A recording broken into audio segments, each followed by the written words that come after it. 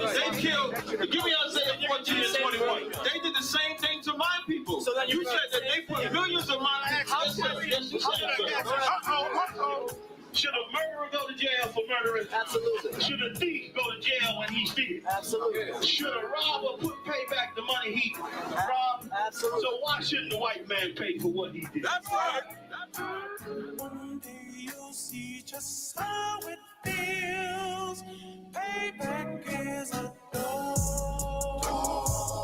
It's a dog. Payback is a dog.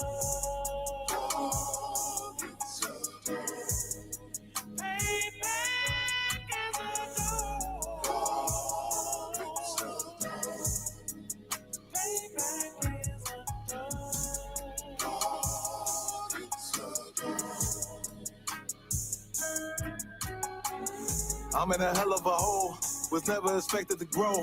Just obstacles set in the road, that a result of me selling my soul. The story I'm telling is cold, but yet it's what everyone knows. The white man's the devil is known. America was never our home. Only a place of captivity, safe facility, hating, disfigure me. They claim that I'm lazy, be killing me. Maybe this slavery draining my energy. 400 years and counting. The trail of my tears is countless. The fact that I'm here is astounding, but I can't wait till this shit is surrounded. Ready to tangle my king and the angel, be ready to rap. Crack in the sky, nuclear missiles will make it official. I'm capturing every cracker surviving. Put them all in chains where they need to be. Slavery for me. And let the whole world see that with them in the cages, safer in the streets. Put the dog on a leash. Get resolved for the beast. 144, get the ruler show, we could all be at peace. As soon as the trumpets are sound, your kingdom, we busting it down. The only way justice is found, the time for your judgment is now. You'll see just how it feels. Payback is a dog. It's a dog.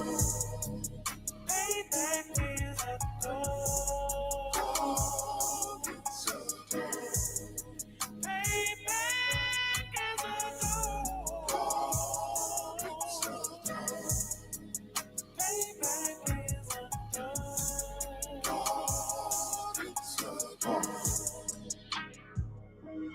Look, ain't no remorse in my blood, Slim. It won't be no compromise. Now it's time to feed the worms. Watch his body turn to flies. I clutch iron while you trust the lies. The next Glock I back gon' be Gen 5. I get it customized. And sending shots off like farewell. Praying payback come back around like a carousel. Still remember your Honda's words ringing in my head like bells. Said you in his body, you fit the Lord, fuck the cocktail. Triangle choke, apply pressure to the game like I did Vondale. Payback's a bitch in his dress, she a bombshell. Revenge is served cold, I just hope they making oxtail.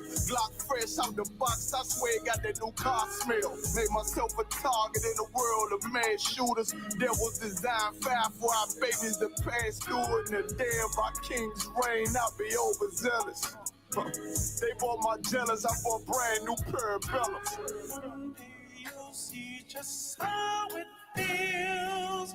Payback is a dog.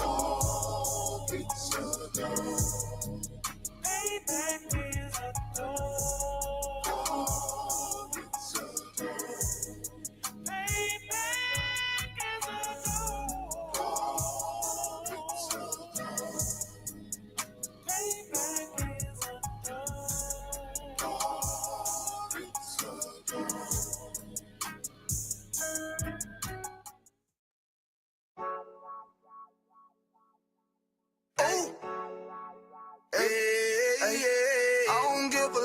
Fuck what them bitches got to say. I'm a woman with a nigga till they put me in the grave. I don't give a love fuck what them niggas got to say. I'm a woman with a nigga till they put me in the grave. I don't care about what they say. Hey. Fuck with my eye, keep my fuck with my sisters, then I got a problem. I'm never gonna miss you. I got 100 hanging out the AR. I got a 50 hanging out the pistol. He say it's corner, I'm just being realistic. I be on them corner posted with the realest. If it's the Sabbath, then we going fishing. I'm reeling them in. That's a God-given mission. I'm really on 10, but I'm stamped in the pistol. I get the order, be glad of this mission. Hebrew Academy graduate, nigga. Training, go through the baddest conditions. I don't fuck with none but the baddest of bitches. She righteous, submissive, she glad to be with me. Had that thing Putin like Batman, niggas. She know I'm a prophet, she gotta be listening. Disrespect, I ain't having that shit. Tell her go make some business from scratch. She bitchin' a different breed of black men. We don't do the bad thing. I remember back when I was really trapping, trying to get the racks in, selling dope to black men. But now I'm trying to make it straight. Like, don't forget about my face. We standing up straight, can't fold us. Too heavy, the world won't hold us. This is a rank, I told you. Line up in these ranks, we sold you. You can take that to the bank, we focus on. How many times must we remind you? One body, one rest, one rank. I would never take up as a flex. When the law with you ain't no up next. It's just us, nigga, that's that on that. All that weak shit, that ain't no threat. Say you won't beat, bitch, with that ain't no sweat. We with all that. We with all that. The Lord called a nigga out the world. I responded and called back. Oh, Lord. And everything that they stole from us, fuck the shit. We want all that. Them niggas snitching and they act like bitches. That's why we unaffiliated with them. They killing women and they fuck with sisters. That's why we unaffiliated with them. They telling lies, switching up the doctrine. That's why we unaffiliated with them. They ain't gon' ride until they die, so that's why we unaffiliated with them. Come on the commanding general, your honor, we unaffiliated with them. Like they tongue and they say they keep that shit 100, we unaffiliated with them. They telling lies, switching up the doctrine. That's why we unaffiliated with them. They ain't gon' ride until they die, so that's why we unaffiliated with them. That's why we unaffiliated with them. I cannot fuck around with fake niggas. We taking ground when we in your city. You better have the women, have the liquor. Keep that bitch on me, please don't but the same. Don't be a fool and be another victim. Say you a goon, you just another Christian. How you my brother, you ain't in the wicked. In the gutter, deep down in the trenches. We with them niggas locked up in the prison. Fucking Hispanic, Native American, Indian. We ain't just talking shit, but we living in it. We be everywhere, you can't miss it. And we be precious hell, take a picture. And we special now with the scriptures. Play, we gon' script them, yeah, we some killers. These niggas tripping, they mind blown. Swear business, forgive me if I'm wrong. I don't get it pause when niggas say that they be looking for niggas to slide on. The slide that I know about is when I assemble the group with the slide on. Real, I get the order, you know that it's long. See me and my niggas gon' die.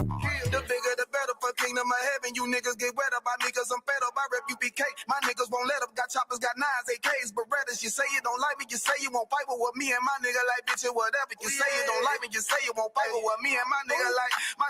Them niggas snitching and they act like bitches. That's why we unaffiliated with them. They killing women and they fuck with sisters. That's why we unaffiliated with them. They telling lies, switching up the doctrine. That's why we unaffiliated with them. They ain't gon' ride until they die, so that's why we unaffiliated with them. Come on the commanding general, your honor, we unaffiliated with them. Like they tongue and they say they keep that shit 100, we unaffiliated with them. They telling lies, switching up the doctrine. That's why we unaffiliated with them. They ain't gon' ride until they die, so that's why we unaffiliated with them. Yeah. See, they always ask us like, why y'all fuck with such and such? Why y'all won't come together with such and such? I be like, we unaffiliated with them. Understand me? Like, niggas be out here on some weirdo shit. And to be honest, that's why we unaffiliated with them. Hey, that's why we unaffiliated with them. Yeah. Oh.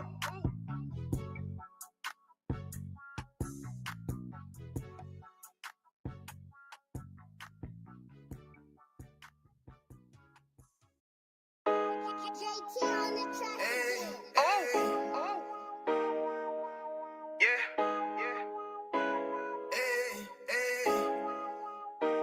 Fuck wrong with you, boy? You know what time it is, nigga. Better watch how you step in. Yeah. But that was my niggas. Yeah.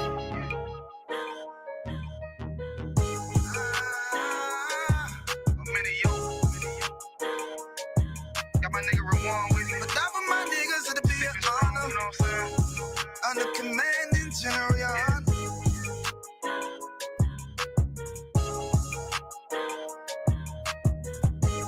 That for my niggas, it'll be an honor and a blessing.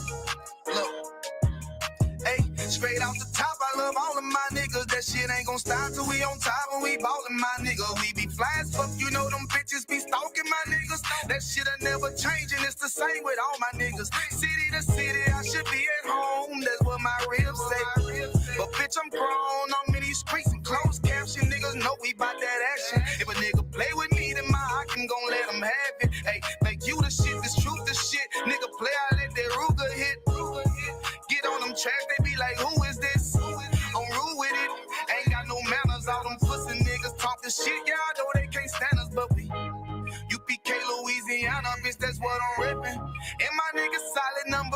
in my section. If you wanna get down, put your boots on, start stepping. Brotherhood is a weapon.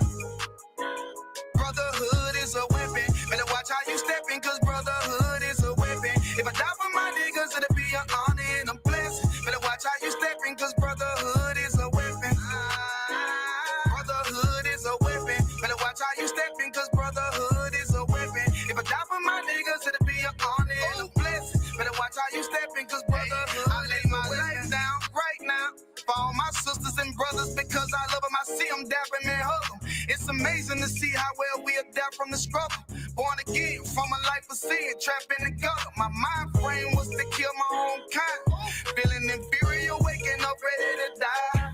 Run with them killers, so it's just a matter of time. For I take your life or let you take mine. That's when I realized the slaves killing slaves while the white man live to get old. We in them graves. Shit got me feeling played. I opened the Bible, went through them records, found out we was royalty, a nation to be respected. But in this world we rejected, we hated for our complexion. Still fighting to get accepted. We hear the truth and reject it, but love is getting corrected. And all my niggas correct me. The commandments, the foundation we erected. Brotherhood is a weapon.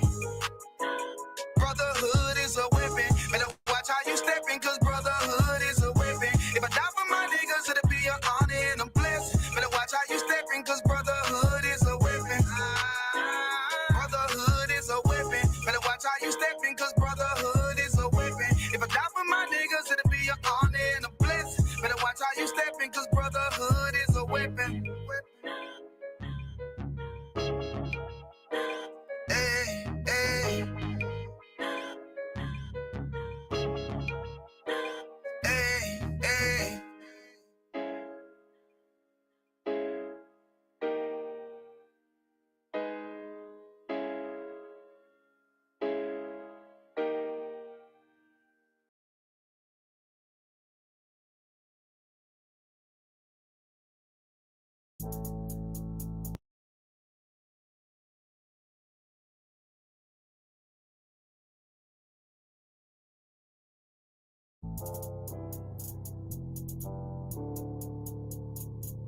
According to God, the white man is the devil. You see, I've been in here for a little minute. You know what I'm saying? And I see niggas, they like to talk a lot. They like to claim leadership. They like to claim this and that. You know what I'm saying? They like to be above what they really is and have authority. But they don't really need that authority. They don't really know what to do with that leadership. You understand? You hold hands with this boy, your ass need to stop and ask you to give a damn what you talk about. Don't give a fuck what you believe, nigga. Gotta stand up and serve my God. We don't pray on our knees, nigga. Yeah. See, everybody ain't with all that peace talk. Everybody ain't with all that bygone. Boy, your ass need to stop and ask you to prophets. My niggas serious. Boy, when they hit us with dope and kill us with crack, where the fuck with your leaders? I'm curious. Oh, he cashed out on your blood, traded you in and bought a new biz. Ask you the prophets, I tell you the scheme. If you don't wake up, you gon' die in your dreams. I say you won't tell you no more. I swear these crackers try to kill us slow. Just spoke to a nigga and fed it up for parole. Because of the COVID, it feel like the host in this world that don't go together. Nowhere is gold in the ghetto. I'm in the city blazing with my niggas. Just told the devil the score never settled. Yeah, see the prophets. I'm tired of these niggas keep talking about, you know, you respect my religion, I respect your religion. Boy, your ass need to stop and ask you the prophets. You know, like we all come together. Cause you know, they say God so loved the world. God so loved the world, and boy, your ass need to stop and ask you the prophets. Don't give a damn what you talk about. Don't give a fuck what you believe, nigga. Gotta stand up to serve my God. We don't pray on our knees, nigga. Yeah. Hey, gentlemen, y'all, we don't pray on our knees, nigga. Gotta stand up. You know what I'm saying? Boy, your ass need to stop and ask you to prophets. I don't give a step, I'm solid for show. To the fake niggas, stay silent, I got it, let's go. Let's go. I ain't taking no loss. Ain't no talking when we got the flow. Ain't no peace, just play with your own. I'ma be loyal to the right arm. Tell him we can't keep me slave. And I can never let bygone be bygone. Got your baby mother on high, got your baby pants through the fire. Ask you the prophets, that baby soul belong to the Lord. How dare you abort it? Devil will fail you, bitch, I can afford it. I prepare slaughter, you bring me my water. Plus your leaders weak, let them lies slip through their teeth. Their ass need to stop and ask you the prophets. That's just the reality, Christians. I'm sorry to hurt your feelings. I know your pastor lied to you every Sunday for 30 years, but that's what the church is for, lying. That's why they exist, to lie the money out of your pockets. Boy, your ass need to stop it, ass shit. Give a damn what you talk about. Don't give a fuck what you believe, nigga. Gotta stand up to serve my God. We'll pray on our knees, nigga. We'll pray on our knees, nigga. Gotta stand up to serve my God. We'll pray on our knees, nigga.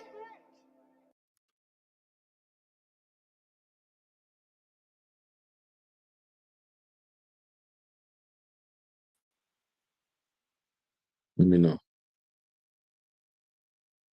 We good? Yeah. All right. Shalom, Israel. This is the ISUPK. Start out of 1 West, 125th Street, Harlem, New York, under Commanding General Yohana. This is Thursday night scripture breakdown class, right? And we're going to go over destructive greed, how greed can be destructive. First, I want to ask y'all, what is greed to y'all? What do y'all think greed means? Kanaka, if you could give me the definition. Sis, what does greed mean?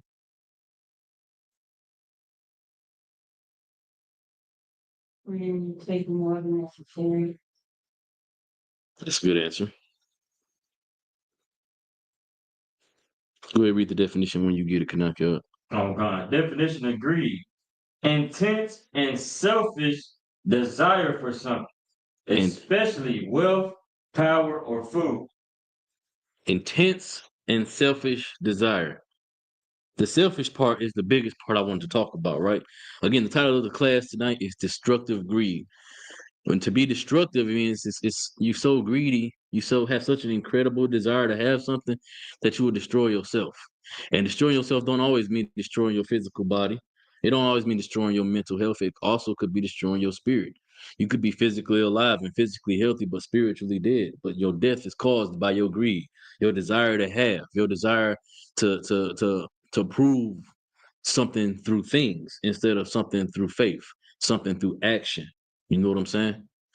All right, so let's get into these precepts, right? First, before I do anything, if anybody got a question in the chat, put it in the chat. And y'all got any questions in the room? Y'all to what?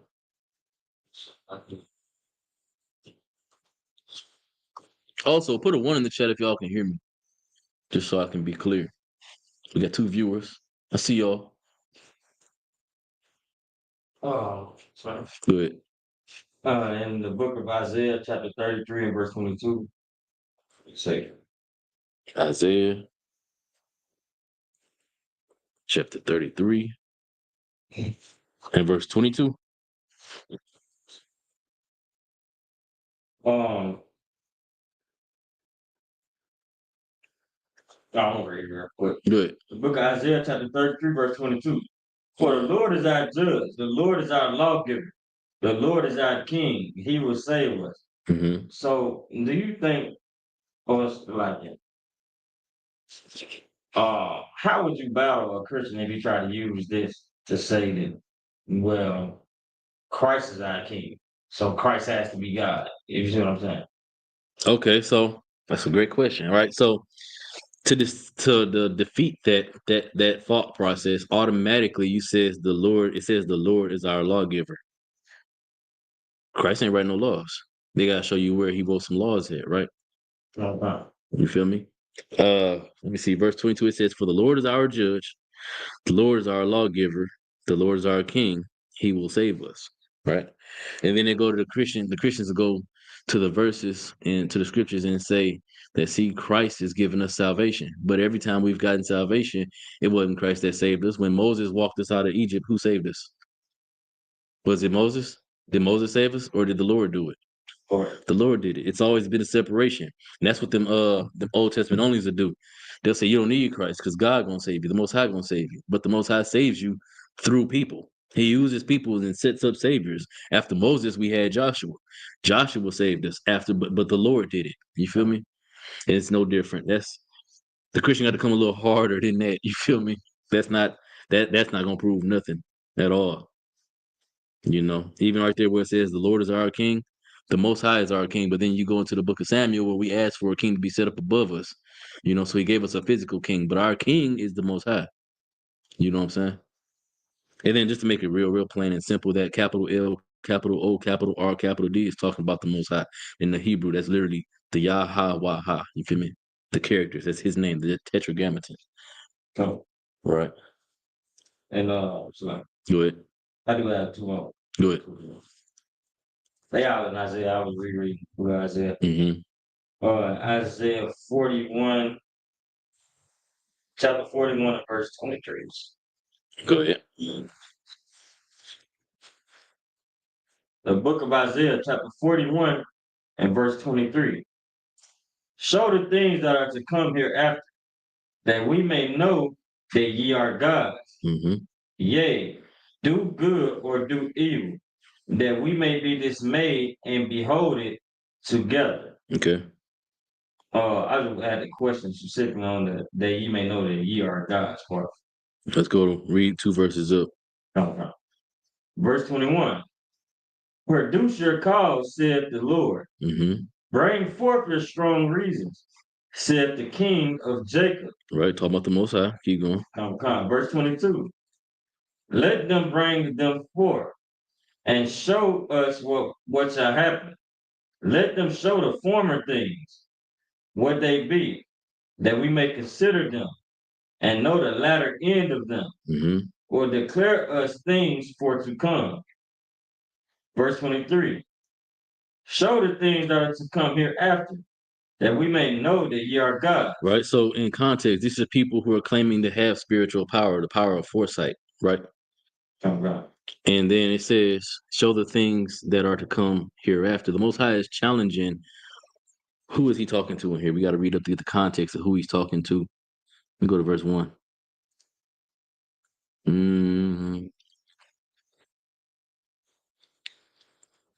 So the carpenter encouraged the goldsmith. So this is a conversation. But thou, Israel, verse 8, read verse 7. Verse 7. Mm-hmm. So the carpenter encouraged the goldsmith, and he that smootheth with the hammer, with the hammer, him that smote the anvil, saying, it is ready for the soldering. Mm-hmm. And he fastened it with nails, that it should not be moved. Keep going. Verse 8. But thou, Israel, are my servant, Jacob, whom I have chosen, the seed of Abraham, my friend. So that's the Most High talking. Keep going. Verse 9. Thou, whom I have taken from the ends of the earth, Mm-hmm. and called thee from the chief men thereof, and said unto thee, thou art my servant, I have chosen thee, and not cast thee away. Right. So we the Most High's people. Keep going. Fear thou not, for I am with thee. Be not dismayed, for I am thy God. I will strengthen thee, yea, I will help thee. Yea, I will uphold thee with the right hand of my righteousness. Behold, all they that are incensed against thee shall be ashamed and confounded. They shall be as nothing, and they that strive with thee shall perish. Right. So now we see that the Most High is making promise. He's telling the Most High, the Most High is telling the children of Israel how he's with them, specifically Isaiah. But he's talking about the whole children of Israel, the whole nation of Israel, how he's with us, no matter through everything, right? So then jump back down to verse 22. Well, 21. Start at 21. My bad. Verse 21. Produce your cause, saith the Lord. Mm-hmm. Bring forth your strong reasons, saith the King of Jacob. Right. Verse 22. Let them bring them forth and show us what shall happen. So now he's saying anybody who's against you under my name, under my power, then let them produce their cause. Let them bring forth the things that shall happen. Keep going. Let them show the former things. Let them show you the former things that once were, right? Keep going. What they be. What they are. Keep going. That we may consider them and know the latter end of them, Mm-hmm. or declare us things for to come. So let them show you the past, the present, and the future. Show you what things that were, show them what is right now, and show what's going to happen, what they're going to be in the future. Keep going. Verse 23. Show the things that are to come hereafter. Right. That we may know that ye are God. Now, the reason why he's saying that ye are God's part, he's talking about people other than Israel, people who would challenge Israel under the Most High's name. They come with all these powers. An example of this right here is the people, the magicians that Pharaoh had, right? How they had all this ability and could do all these things, but they couldn't tell you the future. They couldn't tell you things that were, show you things that were, and show you what they will be in the future. They don't have the same amount of power that the Most High God has in the way the power that we potentially will have under His authority. You know what I'm saying? When we use His name, for example, Elijah was battling all of the false prophets of Baal, and he talked bad about their gods because where was they at? Sleeping, while he called fire out of the sky.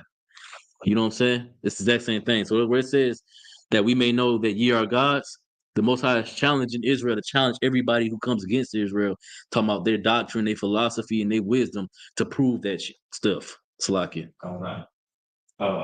So like, and then the next verse kind of cleared up. I had the next verse in my question too, Okay. but that was just because I couldn't find the content. Mm-hmm. So I'm saying, so that answered the question. But can I read the next verse? Go ahead. Behold, ye are of nothing. You see? You see what I'm saying? Come on. And your work of naught, an abomination is he that chooseth you. You see, anybody that's of Israel that chooses to follow after Mammon, follow after the money getting niggas on the streets, the niggas who got what they call the financial plan, the niggas that's gonna destroy they selves for gain, for their greed. It said that it's an abomination that they choose you. Choose you over what? What's the alternative to choosing them? Choosing the Most High. So this ties into what we're talking about too, right here. Mm-hmm. Was that it? Yeah. That was all. That was your last question too. 46 and 3 reference. All right. The book of Isaiah chapter 46 verse 3. Mm-hmm. Hearken unto me, O house of Jacob, and all the remnant of house of Israel, which are born by me from the belly, which are carried from the womb. Right. So like my question is, born by me from the belly just been Israel, right? Carried from the womb. So the born from the belly is figurative, but it also is literal. So during the time of Isaiah, by that point you had the split already, right? You had the people that moved into Samaria in Second Kings chapter 17, chapter 25, verse 17 and up, or it's either chapter 17, verse 25, or chapter 25, verse 17, but it's in Second Kings, where it talks about the king. It was a heathen king after they took over Samaria and they moved the northern kingdom out of there. Then the Most High started killing they behinds. So then they ended up going to get the Levites and brought them back, and they made the Levites teach them how to actually worship the Most High. So he stopped killing them. You know what I'm saying? So by the womb, it's talking about people who are naturally born Israelites, but also it is talking about prophetically how the nation of Israel was chosen from the womb according to Genesis 25, where we was in the womb. And you said King what? First, Second Kings what? Let me look for it. Second Kings chapter 17 and verse 25, I believe.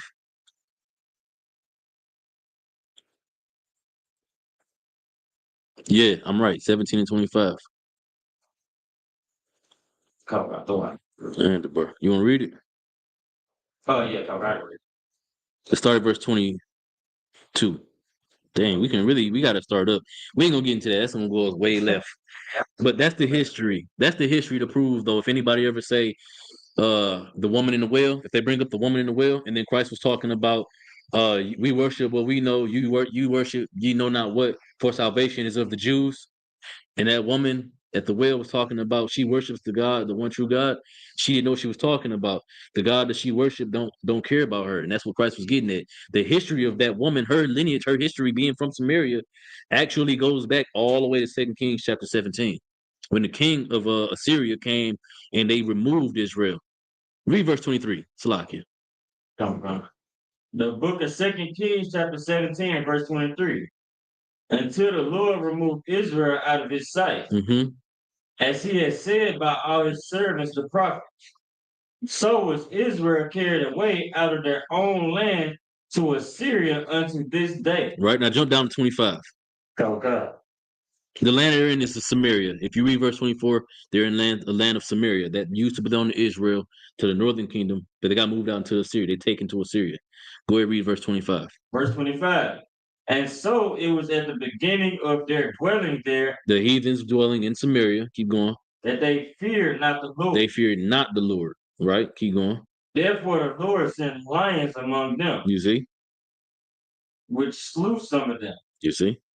The next verse. Then eventually, if you keep reading on down, eventually he went and got the priests. Verse 27, it says that then the king of Assyria commanded, saying, carry thither one of the priests from whom you brought from thence, meaning one of the priests that you removed from this land, bring him back. It said, and let them go and dwell there, and let him teach them the manner of the God of the land. So they needed one of our priests, one of the children of Levi, to come and show them how to serve the Most High, because Most High kept killing their behinds. You know what I'm saying? That's so the Lord don't love everybody, flat out. But that answer your question? Come on. The Most High in Christ. All right, let's get into this topic, right? So again, we're talking about the destructiveness of greed or about greed and how destructive it can be, right? There's nothing wrong, first and foremost, with getting money.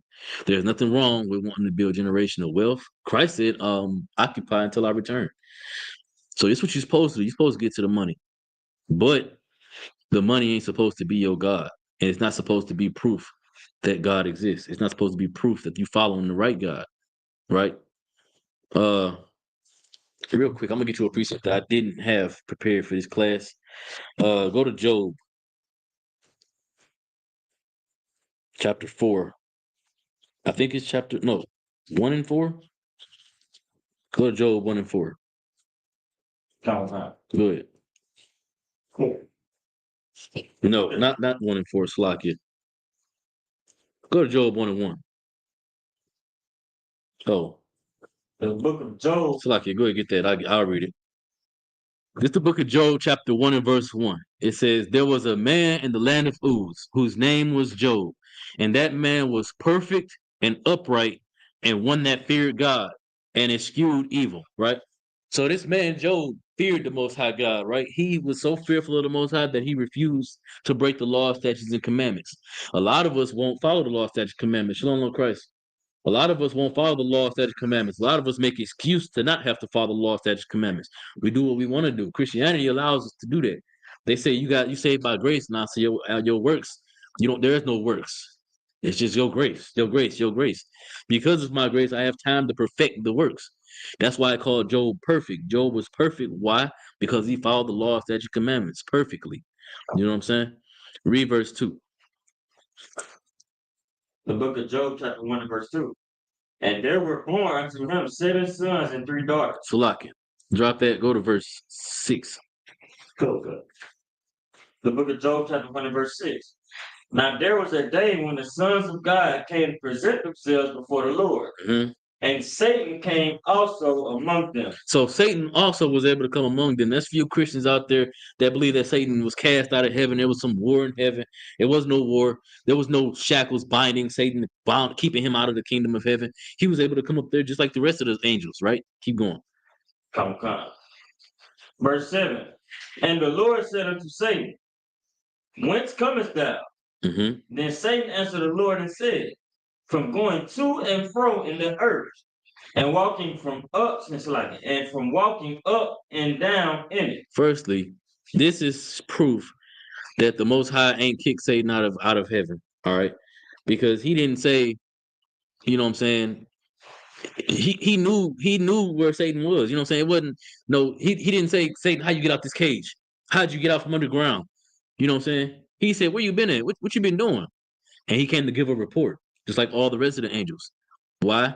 Because he never disobeyed the Most High. Satan was perfect, just like we supposed to be. He perfectly followed the Most High the way he was supposed to. He followed the orders he was given, right? But keep going. God. Verse 8. And the Lord said unto Satan, hast thou considered my servant Job, that there is none like him in the earth, right? A perfect and an upright man, one that feareth God and escheweth evil. So Job is a brother who had wealth. He had all the money.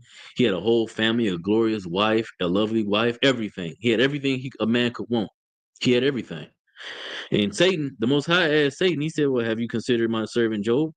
There ain't nobody like him. He's perfect. Keep reading. Come. Verse 9. Then Satan answered the Lord and said, doeth Job fear God for naught? He said, do the Most High, he said, do Job fear you for no reason? Keep going. Verse 10. Has not thou made an hedge about him? That's where it's important right there. He fear you because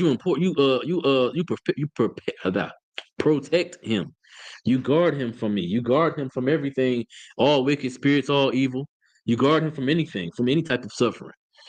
You know what I'm saying? So for Job, his wealth, he could have said his wealth was proof that his God exists. But you'll never see nothing like that. Instead, Job's belief, Job's belief that his God exists was in his action, following and serving the Most High. That's why he got the wealth. That's why the Lord had the hedge around him. Why? Again, because Job was called perfect, right? So I just wanted to bring that up. Because if you read the book of Job, you know what I'm saying, you'll see where after the Most High removed his hedge and allowed Satan to actually interact with Job's life, interfere, so long as he didn't take his life away, he can make him sick, take his family away, unalive his wife, unalive his children, destroy all of his crop, his cattle, everything, take everything from him to prove that Job was still a just and upright man. What made Job a just and upright man? What was proof of Job's God existence? Zabak. So, like, if I made the fact that he kept faith, that he would lean on the Most High, believe on His word because he knew of the Most High. Exactly. Even without the wealth, even without the riches, Job's belief that his God exists, the proof that his God exists was the fact that he still was alive, even though he was sick, even though he wanted to curse the Most High in his spirit, he didn't. Even though he wanted to blame the Most High for all the suffering, the loss he experienced, he didn't. Even though he wanted to blame the Most High for everything that he experienced, he could have done it. He didn't do it. Why? Because at the end of the day, the proof that his God is real and his God was with him was the fact that he was still alive, even though everything else he owned and everything he had, including his health, was falling to ruin. And so he didn't never turn his back on the Most High. His greed, his money, his wealth, his power, his status, his woman, his children, none of them things mattered. The stuff didn't matter. His service to the Most High is all that mattered to him. And that's how we got to be, right? So we can drop that. Now let's go to 1 Timothy 6:6. Let's start at verse 6. Slaki, you got a question? Any question about anything, sis? Zabak, you got any questions about anything before we go? Everybody talk. Go ahead. I just want to ask a question in the chat. It said, he said, so can we use this precept to prove that people are threatened by the truth, or to prove how serious it is to follow the man in the ash be that? What precept is he talking about? Specific. Not specific. Shabashwan, whenever you could, go ahead and put the precept that you asking about specifically, and we'll revisit it if it's one that we went to already. But yeah, let's get what I say? 1 Timothy 6:6.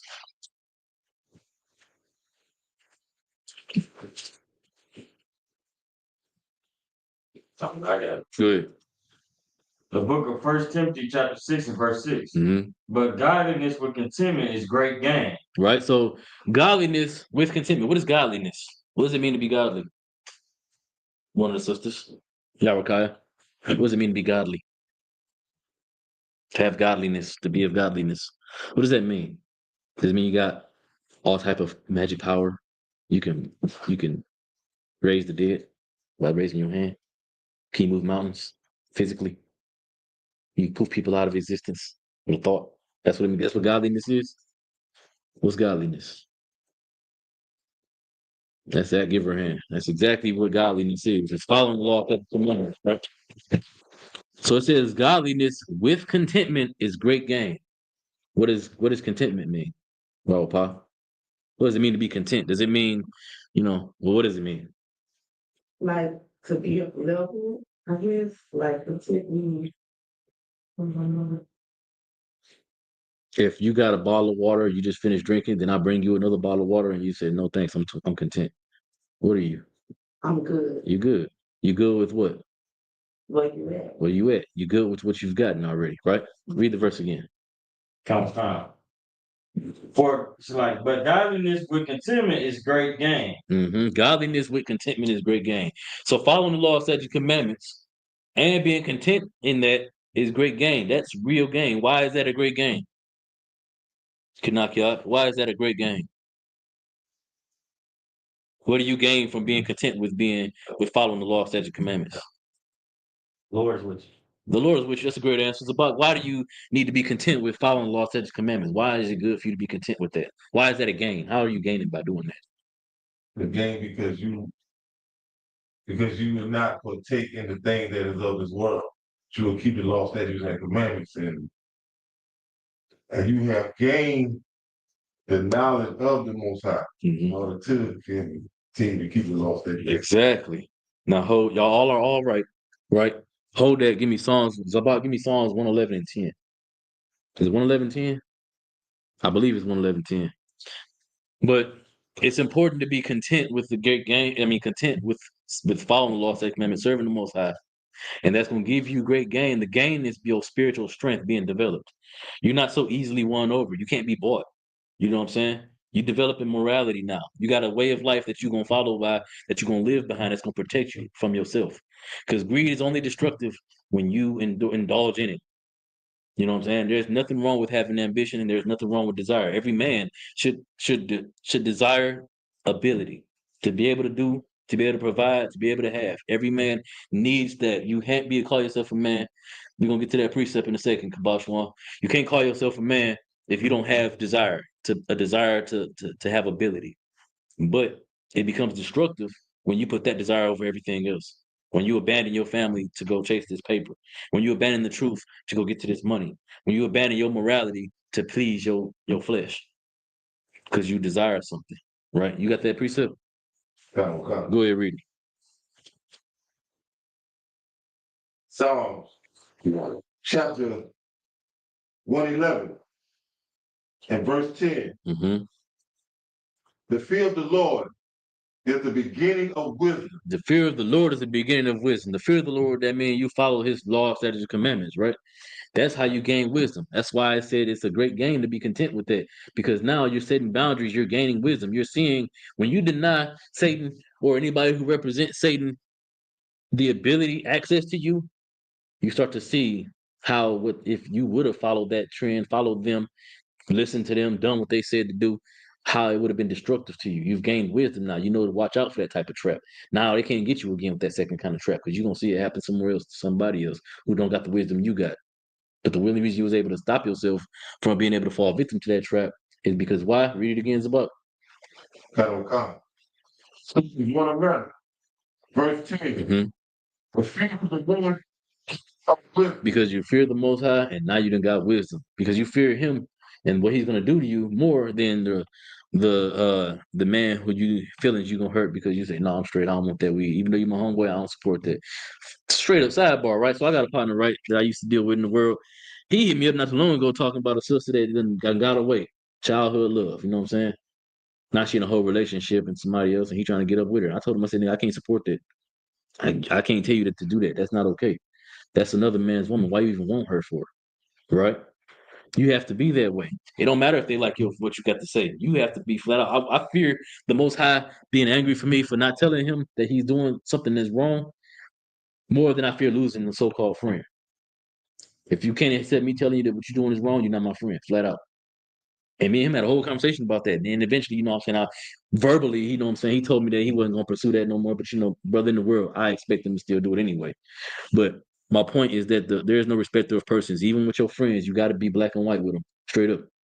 Keep reading. Come.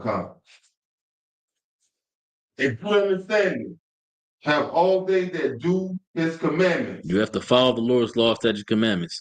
You can't be perfect. You can't say you understand life. You can't say that the Lord talks to you, that you understand what the Lord's got going on, what he's pointing you, showing you signs and showing you favor, because you don't understand nothing according to the scriptures unless you follow the law, statutes, commandments. Read the verse again from the beginning.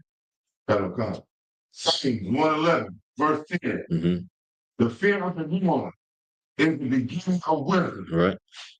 A good understanding have all they that do his commandments. Exactly.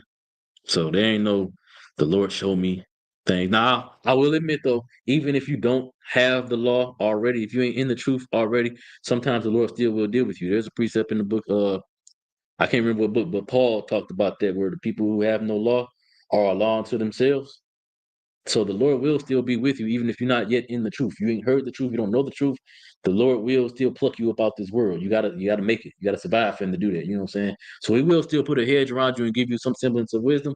But real knowledge, real wisdom, the Lord really talking to you, showing you things, if wealth, if stuff, status, power, wealth, women, money is the Lord talking to you, then that's not the Lord talking to you.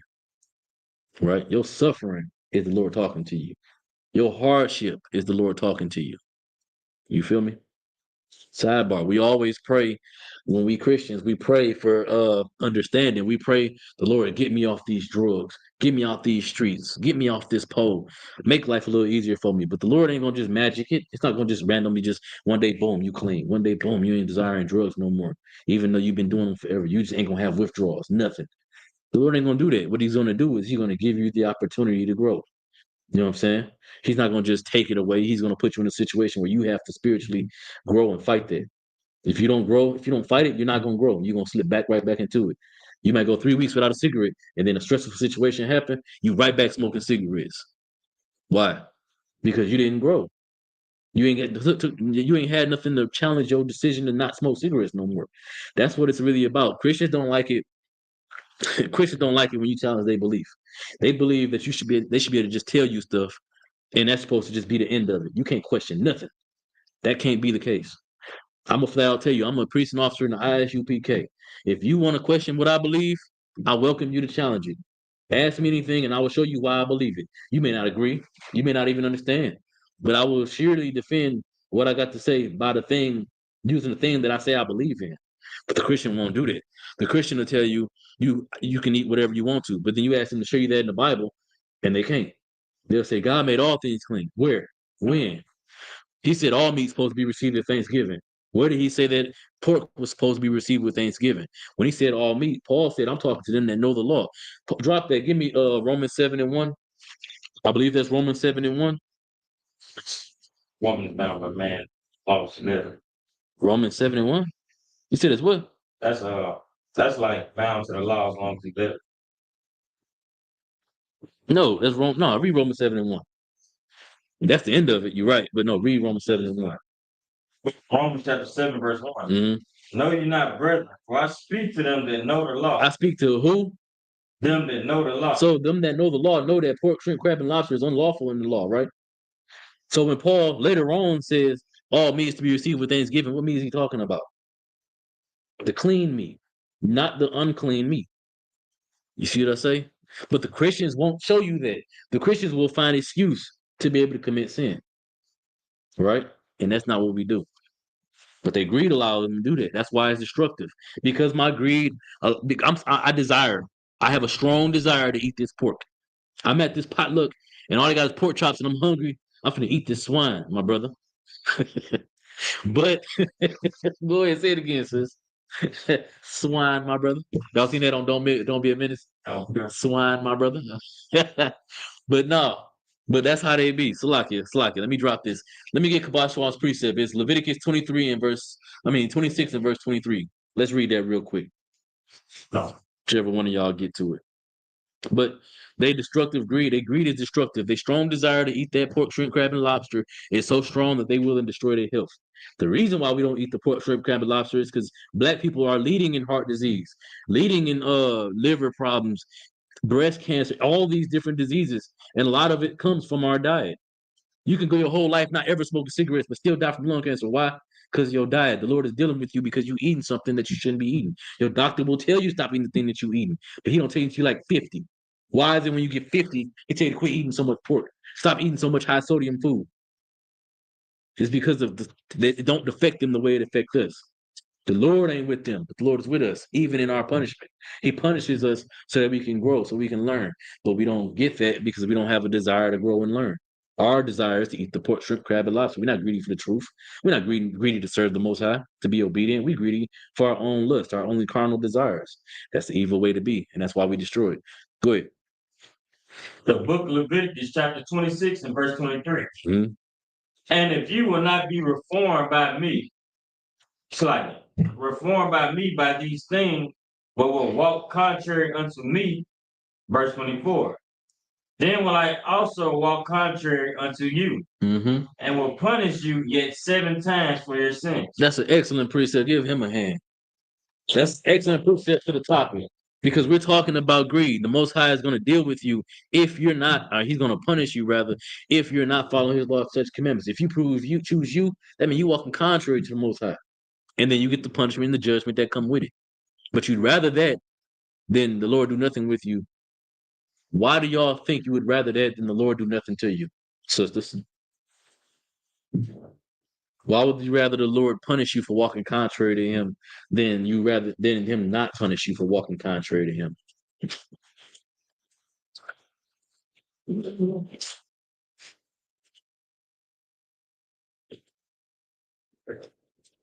Okay, let me give you a better question. What will happen if the Lord don't punish you for the evil, wicked thing that you do? Good. And what will happen after that?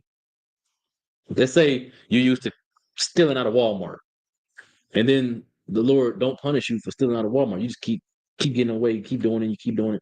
What's gonna happen eventually? If you don't get punished for what you do, it'll be a normal thing. You gonna continue that. And then one day, what's gonna happen? You shall. What's gonna happen eventually, Princess?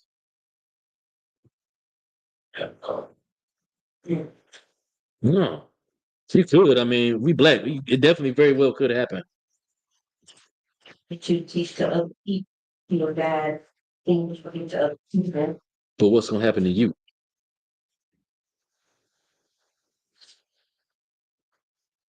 You're not gonna get into the kingdom of heaven because you're still. Eventually, you're gonna get caught. At some point, eventually, you're gonna get caught, and then what? You're gonna go away. You're gonna do time. Whatever the punishment end up happening, because they be extreme. Sometimes they won't shoot you. Anything could happen. But that's what happens if the Lord don't deal with you for the sin that you commit. Let's make it way more extreme now, right? Let's say you out here murdering people.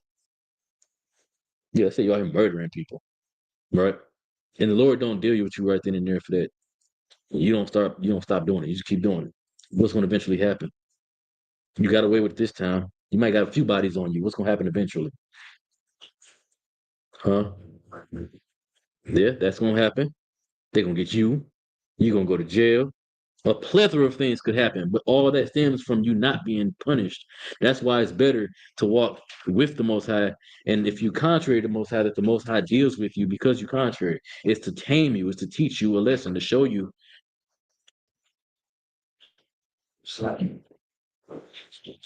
To show you that following him is better.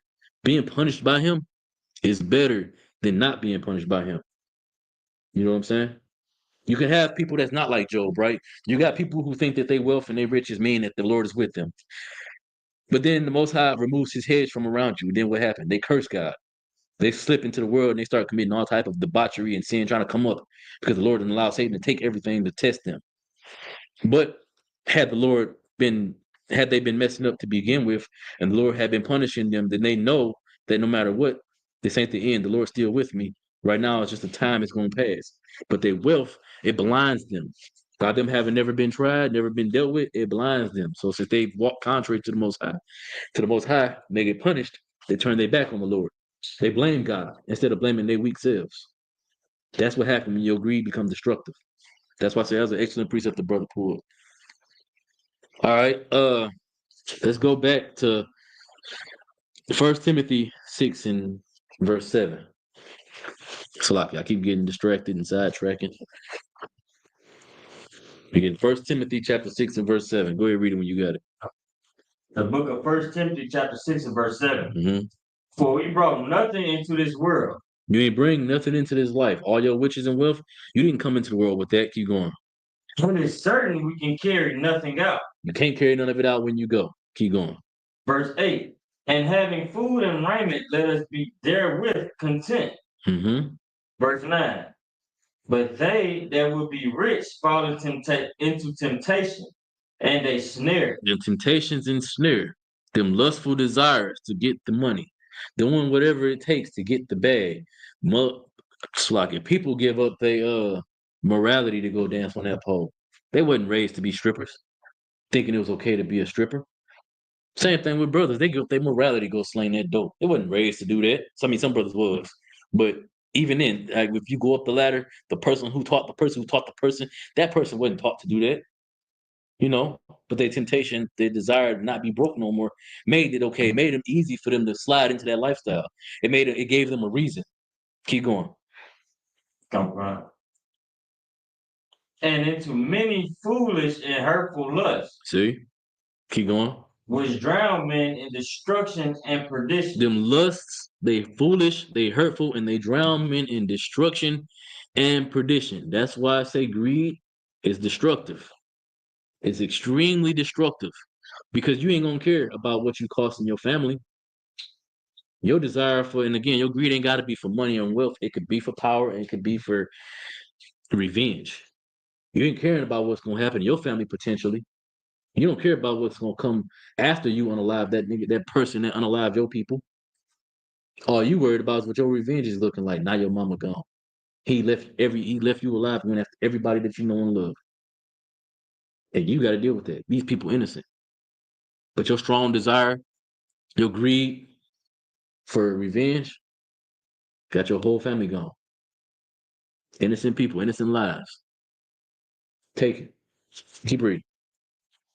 No, sorry. Verse 10.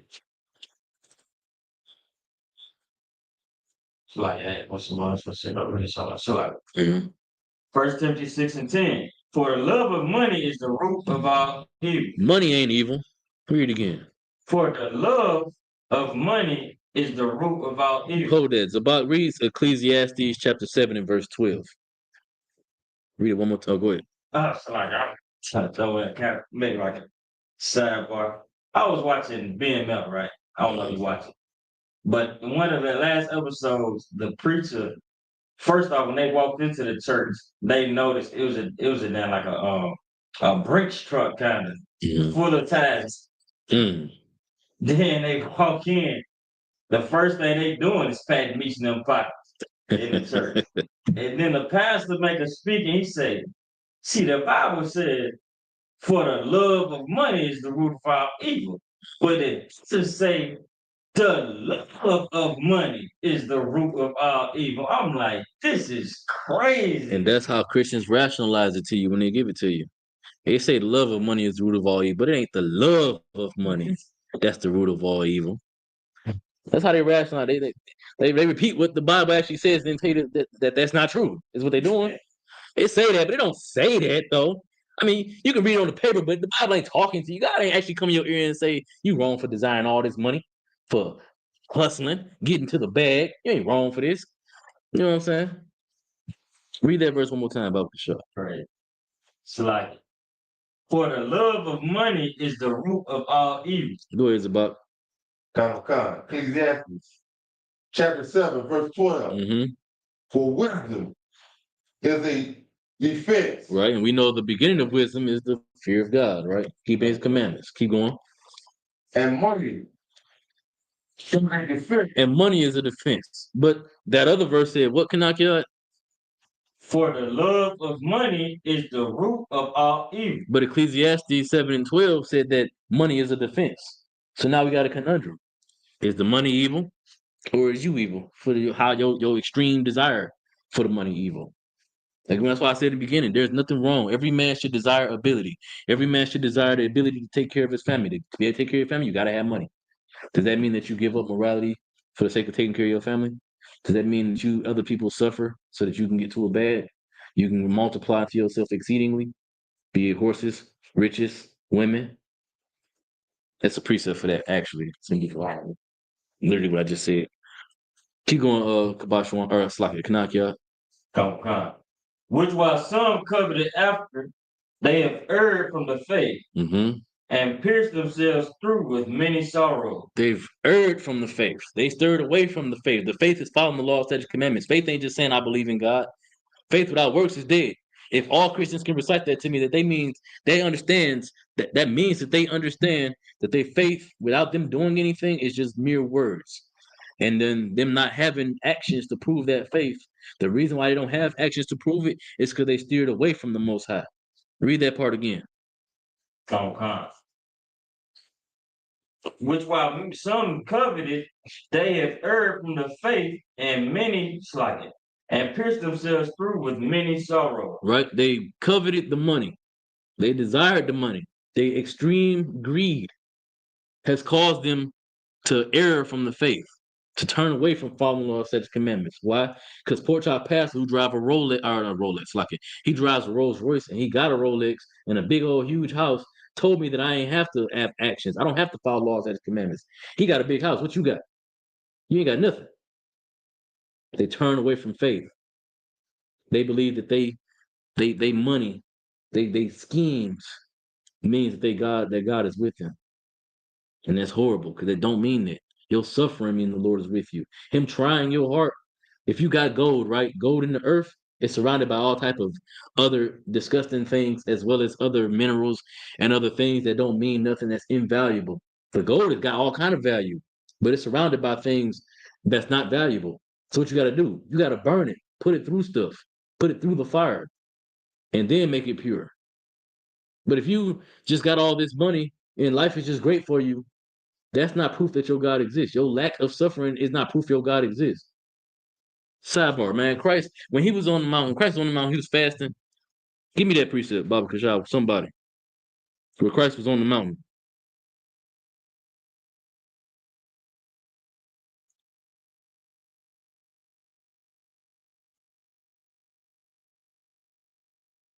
Matthew 4:1. Let me get Matthew 4:1. Let me get there. No, right now. Go ahead, read it. The book of Matthew, chapter 4, verse 1. Then was Yahushua led up of the Spirit into the wilderness to be tempted of the devil. Right? So look, Christ was sent up to be tempted, to prove to y'all this had to happen. Christ had to be tempted by Satan so that he could show that he defeated sin in sinful flesh. Right? Made just like us, me and you. He had to fight temptation the same way we got to fight it. Keep reading. Verse 2. And when he had fasted 40 days and 40 nights, he was afterward and hungry. Mm-hmm. Verse 3. And when the tempter came to him, he said, If thou be the Son of God, command that these stones be made bread. Mm-hmm. Keep going. But he answered and said, It is written, man shall not live by bread alone, Mm-hmm. but by every word that proceedeth out of the mouth of God. Firstly, he said, man is supposed to live by every word that proceeds out the mouth of God. What came out the mouth of God? The law, statutes, commandments, things we're supposed to be following. Christians cut themselves whenever they read right over that and don't even care. It's crazy. Keep going. Verse 5. Then the devil taketh him up into the holy city, Mm-hmm. and setteth him on a pinnacle of the temple, Right. and saith unto him, If thou be the Son of God, cast thyself down. For it is written, He shall give his angels charge concerning thee, and in their hands they shall bear thee up, Mm-hmm. lest at any time thou dash thy foot against a stone. Keep going. Yahushua said unto him, It is written again, Thou shalt not tempt the Lord thy God. Right. So Christ responded to Satan, telling him, go ahead and throw yourself off this building. If the Lord gave you spiritual power, the Lord with you, he gonna save you from this. Christ said that you're not supposed to tempt the Most High. Don't play with the Lord like that. He ain't put me up there. I just ended up there. The Lord didn't put me in there to be destroyed, for me to try his power. Keep going.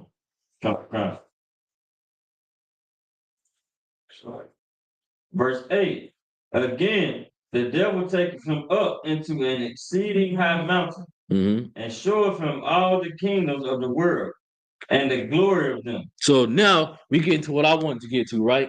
Where men say, "This, I got this money, I got this house, I got this car, I got this wife, I got these riches, these wealth, this power, I got this influence, I got all this." That's proof that my God exists. Read it again.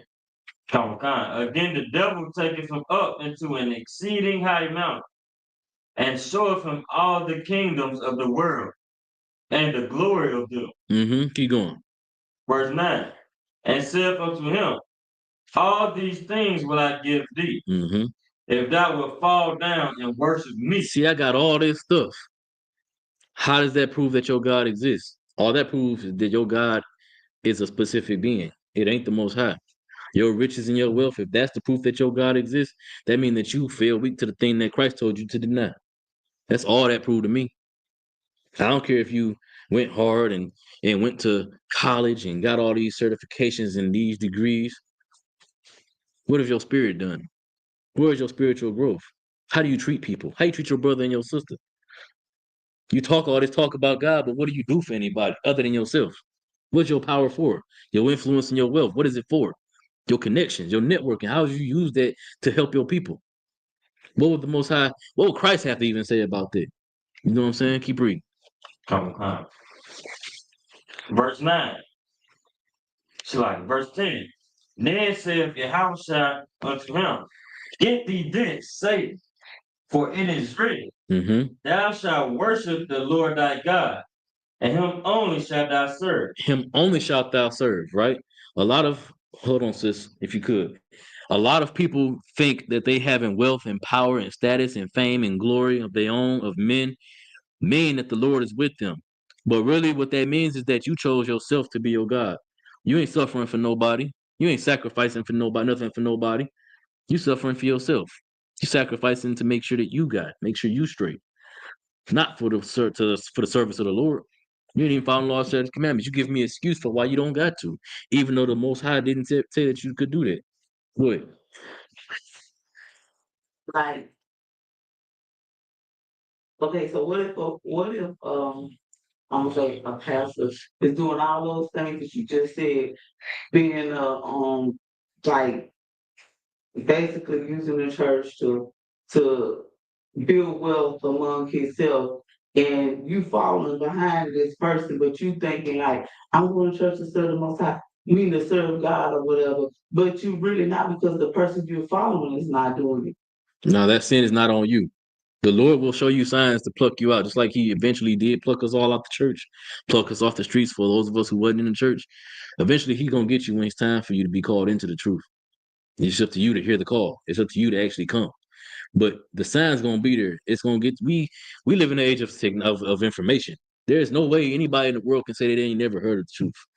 Even if you ain't seen it from the UPK, you've heard of the truth. You know what I'm saying?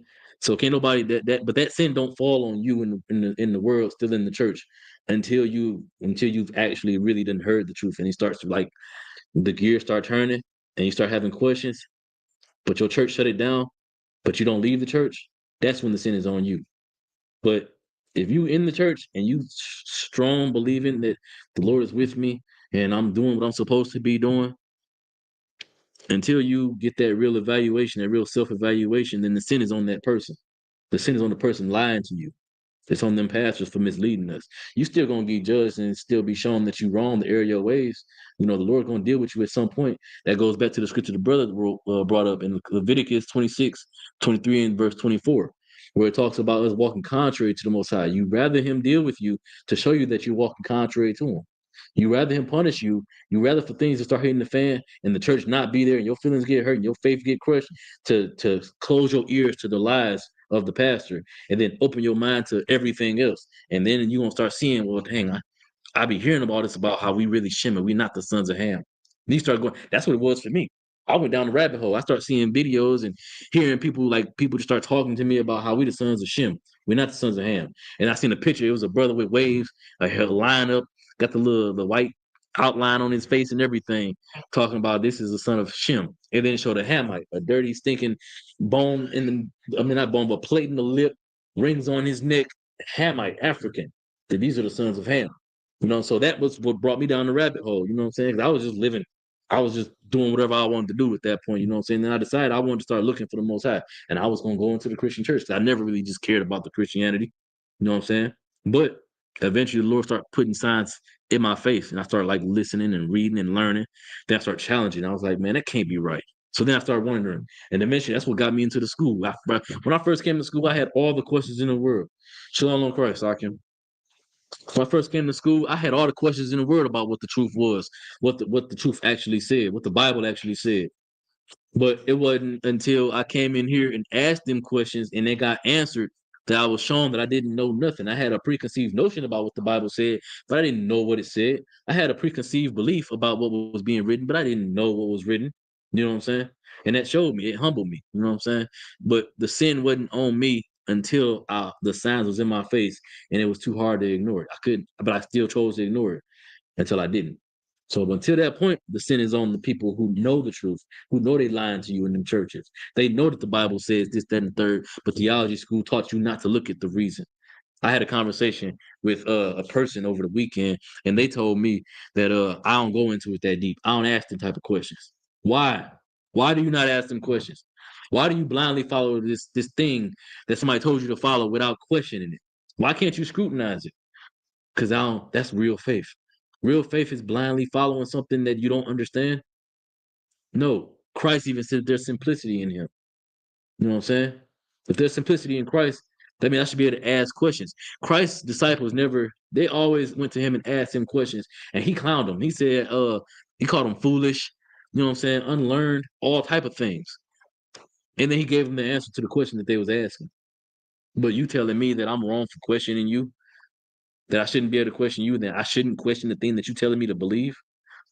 That's crazy. It's nonsense, man. And that ain't how the Most High operate. Can I ask you a question? Most High in Christ. Keep reading. So like you go back to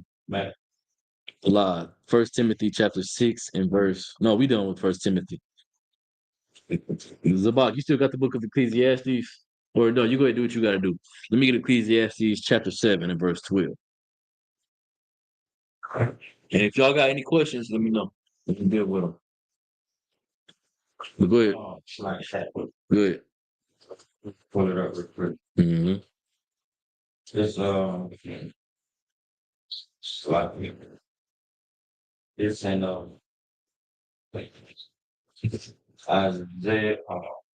Isaiah 5 and 8. Let's get to it. Isaiah chapter 5 and verse 8.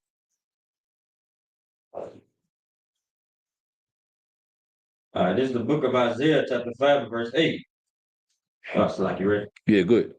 Woe unto them that join house to house, that lay field to field, till there be no place, that they may be placed alone in the midst of the earth. What does it mean that join house to house? When your house is you and everybody that follows you, everybody that's in your house, your family, right? So when you join house to house, you're joining yourself to other people outside the truth. Your house is, how can I make this plain? Your house is your family following you in the truth, following the way that you lead them to go, right? But what happens when you join your house and your people that follow you the way you lead them to go to another house? You don't know what they believe. You don't know what they teach in their family. It's like if you got kids that's raised in the truth, you don't take them around freaking poo-pooing them kids. They out here smoking blunts and you just let them go with them. You got to be careful. You got to protect your children from outside influence. Same thing with your rib. You got to protect her from outside influence because then you'll end up putting them in danger. You know what I'm saying? That's why it says woe unto him. Why is it woe? Because woe is destruction. That's what's coming. If you don't guard your family, guard the spirits of your children, your house, and you join them to other people's houses, that's what's gonna happen. What about the field to field part? It's the same thing. The field is the things that you put your faith into. Say you put all your money into putting into the truth, and then you join your ideology and you're putting money into the truth to some Christian mumbo jumbo that they got going on. You causing destruction to the thing that you're supposed to be putting your money towards. That's why it says that they may be placed alone in the midst of the earth. That means alone, meaning the Lord ain't with you. You alone in the middle of the earth, in the world. You alone in the world. You see? That's why you got to be careful. Guard yourself and those around you from the world, because the world wants to be around you. The world wants to corrupt your spirit. Talk about what? I had to work. You got that verse, Ecclesiastes 7 and 12? Sure. Talk about Good. Ecclesiastes chapter 7 and verse 12. For wisdom is a defense, and money is a defense. But the excellency of knowledge is that wisdom giveth life to them that have it. To them that have wisdom, it gives them life. Your life ain't about the money. It ain't about the financial gain, the economic gain, the power, the wealth, the status. Your life ain't about that. Your life is about serving the Most High. Gaining wisdom is what your life is about. But to get wisdom, you have to have the fear of the Lord. If you don't fear God, you ain't gonna gain wisdom. Because what's gonna happen is you're gonna keep doing the same stupid thing that you're doing, and eventually, at some point, you're gonna get caught. Then you'll gain wisdom, but you'll been gaining that wisdom. Why? Because the Lord decided to step in and stop you. You got put in juvenile or a slap on the wrist by a judge for doing some small petty crime versus this white man coming out and shooting you and killing you. You know what I'm saying? The Lord dealing with you on the small end to save you from the danger of the big end. Get what I say? Keep going. Oh, verse 13. Consider the work of God, for who can make that straight which he has made crooked? Keep going. That's self-explanatory. That's white supremacy, but that's also a lot of brothers that their spirit just ain't up. It ain't right up in them, upright in them. Right. Keep going. In the day of prosperity, be joyful, but in the day of adversity, consider. So when you prospering and everything is great, when you got all this wealth, riches, money, women, children, all these things that you put that make you make your God, they say be joyful. But read again. Read again. Come. In the day of prosperity, be joyful. But in the day of adversity, consider. But in the day of adversity, when things ain't going great, you have to stop and consider. Keep going. God also has set the one over against the other, to the end that man should find nothing after him. Find nothing after him. There's nothing after the Most High. So if you choosing to follow after that money, that glory, and make that your God, then you gotta stop and consider. When things hit the fan, who you gonna blame? You can't blame the Most High no more. You gotta blame you. That's why there's nothing after him. It's the Most High, and that's the end of the road, right? Drop that. Let's go to Matthew 6 and 19. All right, now we're gonna get into how you're supposed to be. Why you should be the way you're supposed to be too. There's nothing wrong with having a desire to have money and have financial gain and wealth. Like I said, there's nothing wrong with wanting a future, something to leave behind. But there's everything wrong with being destructive and being greedy. You know what I'm saying? Desiring an outlandish amount and being willing to forsake the thing that's supposed to protect you from the thing that's going to give you the amount. Read it when you got it. Like you said, Matthew 6 and 19. Good. The book of Matthew, chapter 6 and verse 19. Lay not up for yourselves treasures on earth. That's like upon earth. Don't put up treasures on this earth. You know what I'm saying? Don't make the money out here mean more than your service to the Most High. It'll pull you away from the truth.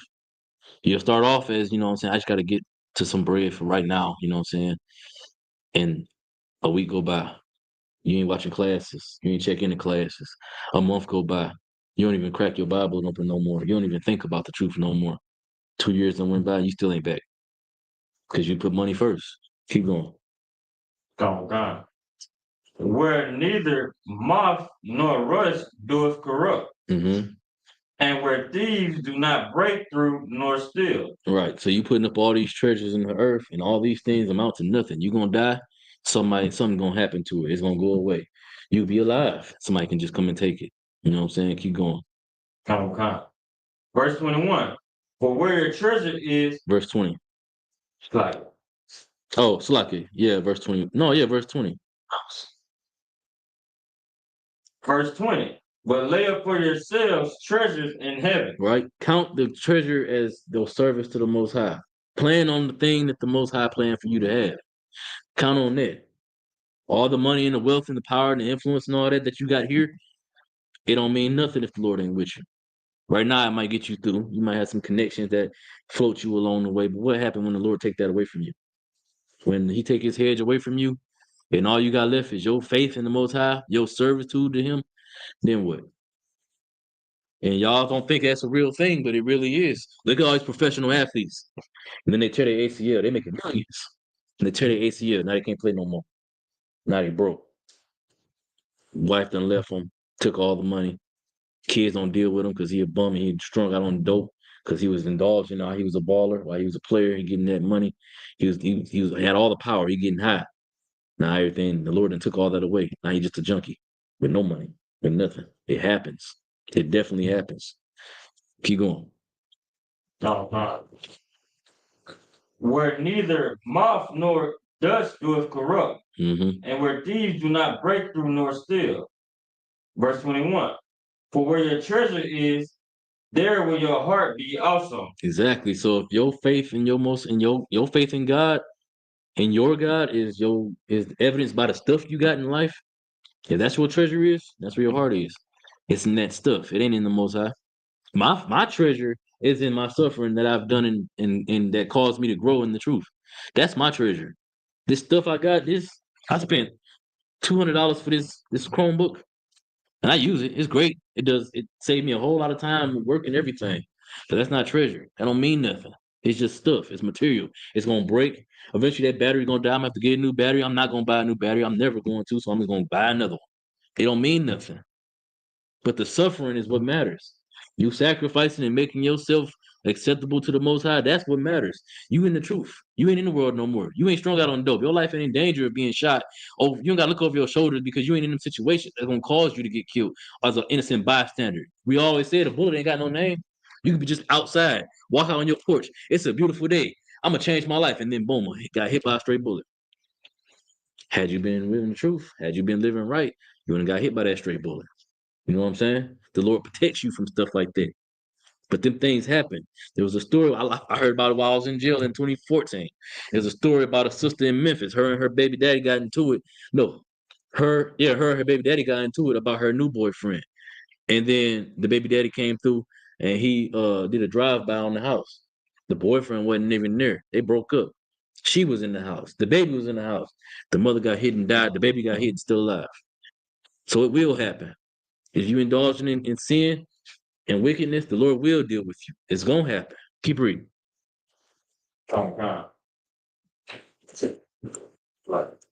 Verse 22. The light of the body is the eye. If therefore thine eye be single, thy whole body shall be full of light. If your eye being single is means you focused on one thing. And whatever that thing you focus on, that's the light that's gonna be in your body.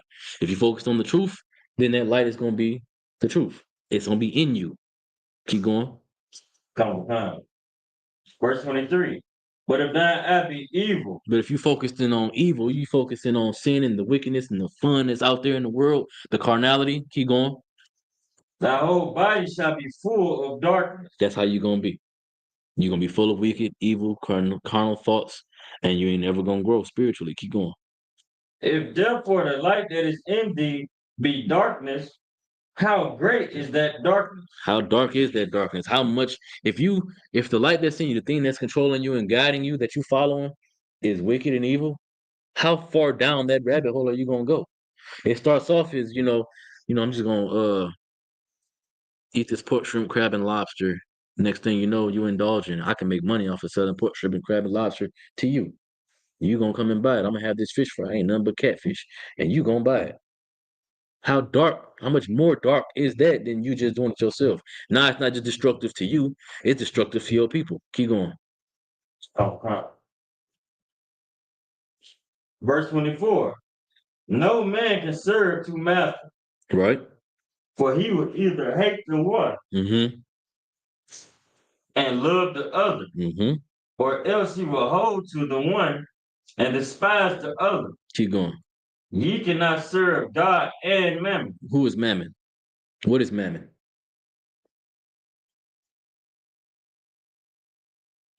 Zabak, go ahead. Man, see your hand up over there. Salaki, go ahead.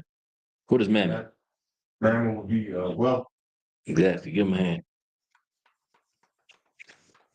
You can't serve money. Money can't be your God. If your evidence of your God exists, is the stuff that you got, that means money is your God. That means mammon is your God. And mammon ain't real. Mammon ain't got no power. Mammon is just your weak spirit following after stuff, being desired for stuff. That's all that is.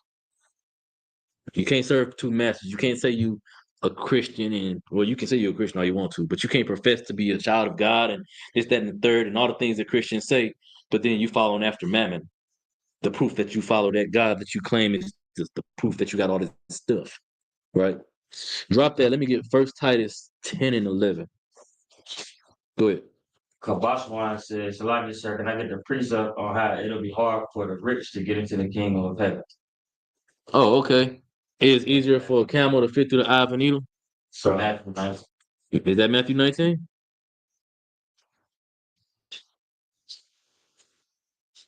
Book of Matthew, chapter 19 and Oh, yeah, it is. Go ahead, read it. The book of Matthew, chapter 19, 24. Start at verse 23. We'll get some context. The book of Matthew, chapter 19, verse 23. Mm-hmm. Then said Yahushua unto his disciples, Verily I say unto you, that a rich man shall hardly enter into the kingdom of heaven. Not a poor man, a rich man, hardly gonna ever get into the kingdom. Why is he hardly gonna get into the kingdom? Good. Because his God is his wealth. Is all Exactly. Exactly. Give her a hand.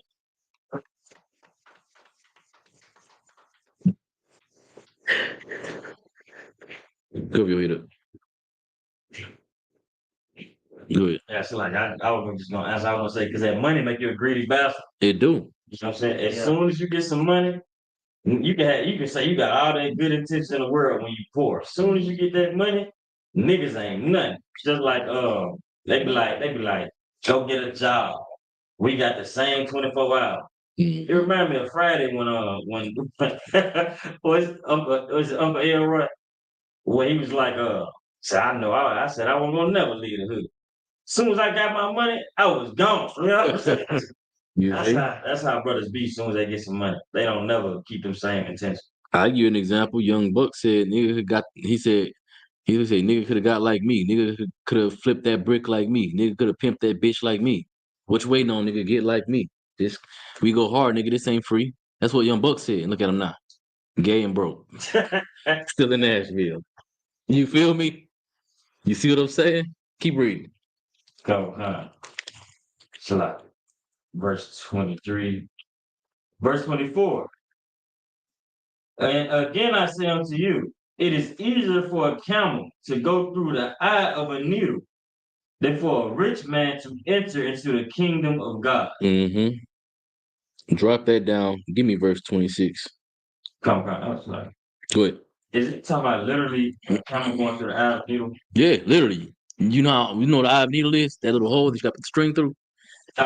It's easier for a camel to fit through there, which is literally impossible, than it is for a rich man to get into the kingdom.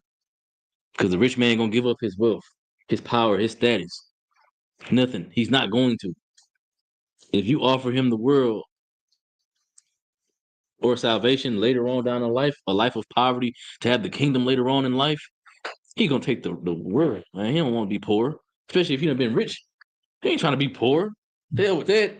Hell with you. Talking about that nonsense. That's how he look. That's how he look at it. Go ahead, Zabak. Mm-hmm. So like if I mean, hearing that is a metaphor like no other. Because when Yahushua said that it's easy for a camel to go through the eye of a needle, and Kanaki, I know he got the understanding of it now. That ain't no different than it lets you know that this is black talk. Yeah. Black people talking. We the only people that talk like exactly. Two brothers that's arguing. And one of them say, man, I'm gonna slap you. The other his response might be this here. You slap me and it's gonna be 2 sad days in our family. You know? You feel me? You feel me? Like, we the only people with salt that speak metaphorically. Mm-hmm. Nations, I don't know how white supremacy can say that this book is for everybody. It ain't. They don't even talk like this. The Jewish man don't talk like that. He ain't smooth like that. He ain't slick. Go ahead. It's like, now we're gonna say, and then when we use our slang, they call us stupid. Right. They say we don't speak English, because they can't understand. Because the Lord ain't with them. That's why. He that have an ear, let him hear. What it say? They for earrings for what it say? For hearing. What did Christ say? Dang. Something along the line, but they got ears to hear, but they don't understand. I can't remember what he said. Christ said it though. But Salak, yeah, that's the breakdown for that though. If you could, let's go back to we can skip Timothy or Titus. We'd go to let's go to 1 Peter 5:2.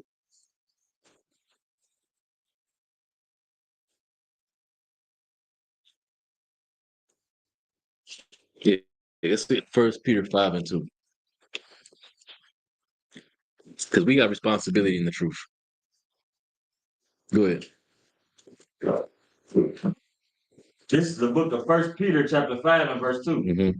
Feed the flock of God, which is among you. So that means that the brothers and sisters that's among you, the children of the Lord, Blacks, Hispanics, Native Indians, you have a job to do. It's to feed them spiritually, not literally feed them. I mean, we do got the responsibility of feeding them too, but that's a burden that you have to choose to take upon yourself. But spiritually, you're supposed to feed them. Mentally, you're supposed to feed them. Keep going. Taking the oversight thereof, not by constraint, but willingly. Do it willingly. The purple pigs will tell you that this it's unlawful to give food to the poor. How? Make that make sense when the Lord literally telling you. Read it again. Read it again. Feed the flock of God, which is among you. Right. Taking the oversight thereof, not by constraint, but willingly. You have to be willing to do these things, these works. But they tell you it's wrong to feed the poor. Why? Because they sinners. Nigga, you a sinner. What you mean they sinners? You up here teaching people not to do the thing that the Lord told you to do. The Lord said take care of his people. But you teach people not to do it. You the sinner. That's what we're supposed to do. Keep going. Not for filthy lucre. What's filthy lucre? What's filthy lucre? Who is it, Buck? I like that. Like for money. Not just money. Go ahead. Dirty money. Dirty money. Money that you willing to sell out to get. Money that you willing to extort from people, exploit people to get. You know what I'm saying? Drug money is filthy lucre. Christian pastor money, the collection plate, that's filthy lucre. All of it is filthy lucre. If it ain't earned righteously, honorably through hard work, if it's earned from lying to people, hustling people, playing games with people, it's filthy lucre. You shouldn't desire it. Keep going. Oh, is that it? Was that on it? All right, come. Good. But of a ready mind. Of a ready mind. A mind ready to do what? To feed the flock of the Lord. You gotta be of a ready mind. Don't do it for money. Don't do it for financial gain. Do it because the Lord told you to do it. Your treasure is in your suffering. You gotta give up your time to go feed these niggas that don't even fucking slack it. They don't even know you. They don't even care about you. You gotta give up your time and your effort, your energy. You could be spending that at home. You practicing a hobby, doing something you want to do, but instead you get up on Saturday and you go out and you feed your people. Spiritually, mentally, physically, you go do it. That's your sacrifice. That's your glory. That's your treasure. That suffering, that thing that you did for your people, can't nobody take that from you. It ain't never gonna go away. Time ain't gonna take that from you. You fed somebody and their spirit gonna grow. It might not be the first time you do it, might not be the 50th time you do it, but at some point they're gonna remember this nigga come out and feed me every single chance he can. Every time I come over here, he got something to give and he ain't never turned me away. Let me go see what he's talking about up in that school. What made him this way? You used to sling dope. I knew you back in the day with my homeboy, with my uncle. You used to run with my uncle and them. Now you up here calling yourself better than now. Nah, I ain't better than now. I'm showing you the difference between saying I believe in God and actually believing in God. Faith without works is dead. I'm alive. Why? Because I got works. You know my faith by my works. Drop that. Let's go to 2 Corinthians 9:7. Again, we're gonna get into how you're supposed to be. We ain't gonna go too much longer. Slocky, it's 8:30. Yeah, we're gonna probably stop at Jesus. I could keep y'all here all night. I ain't taught class in like a week. Weeks. I ain't gonna do that to you though. Let's get What I say, 2 Corinthians what? 9:7. Yeah, 9 and 7. I love talking about this topic. That's a billion precepts for it. It's a very easy topic to get lost in talking about too, man, because it's something that affects us as a people. We can really get into it, bro. Like Black people as a whole, the most damaging thing that's been done to us is the creation of us being greedy. The thought that that crab in the barrel mentality, that's the most dangerous, most horrible thing that's ever been done to Black people, men and women. The desire to be better than your brother, to have something better than them, stunning your enemies. Your desire to do that is the thing that makes us so destroyed. Because that means that you'll do whatever you can to be better than the nigga that's next to you. Why? Because we in a race to get out this bucket that got a lid on it. You ain't never gonna get out the bucket that way unless we work together. But because this bucket got a lid on it and I can't see that damn lid, I just know it's light up there.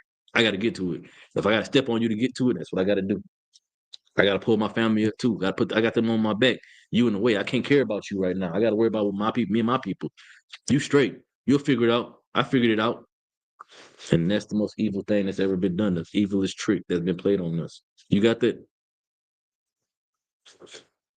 Second. No, I got you. Go ahead. The book of 2 Corinthians, chapter 9, and verse 7. Mm. Every man according as he proposeth in his heart, so let him give. Do according to what your heart is telling you to do. Your heart is your mind, right? If you see that your people is destroyed out here and you got it to spare, even if it's just time, it don't got to be money. It ain't got to be clothes. It ain't got to be food. You got able feet and able hands. You ain't got nothing but time. You can give that time to your people. Keep going. Right. Not grudgingly Mm-hmm. or of necessity. Right. For God loveth a cheerful giver. This is where your heart should be. This is where you're supposed to see your God at, in the actions that your God commands that you take for his people. The suffering that you endure for people that don't know your God, you do it for your God because he told you to do it. That's how you know your God exists. That's how you know the God I believe in exists, because I'm here talking to y'all. It's Thursday night, the night before, what was it, 4th of July? I'm off tomorrow. I don't gotta be here. I could be doing a million other things before everything closes tomorrow. I could be somewhere getting drunk. I could be doing some lines, whatever I want to be doing. But the proof that my God exists ain't because I got a truck, a new vehicle, because I got a new job, because I got money. The proof that my God exists is the fact that I've learned to humble myself and be willing to come in here and teach y'all, to give y'all the little bit of wisdom that the Most High blessed me with. Keep going. Verse 8. And God is able to make all grace abound towards you, Mm-hmm. that ye always having all sufficiency in all things, Mm-hmm. may abound to every good work. That means he's tying you to the good work that you do. Your treasure that you're supposed to lay up in heaven, this is what it's supposed to amount to. Everything that you are and believe in is tied to the good works that you do. Show them, Francis. It's tied to the good works that you do, that you're supposed to be doing. Keep going. Verse 9. As it is written, he hath dispersed abroad, he hath given to the poor, his righteousness remaineth forever. He's dispersed abroad and have given to the poor. You was poor at one point, now you got this wealth. What do you hold dear? The wealth or the experience of being poor that's going to keep you from being poor again? Because the wealth can go away. If you blow that, that's your fault. The Lord pull you about the ground, you go back in the dirt, that's your fault, man. So what's more important? The experience that you gain from suffering, from being poor, or the fact that the Lord plucked you up out of that dirt, set you amongst princes? It's more important to appreciate the fact that the Lord let you experience that so that you can learn to appreciate the thing that's going to come later on. Keep going.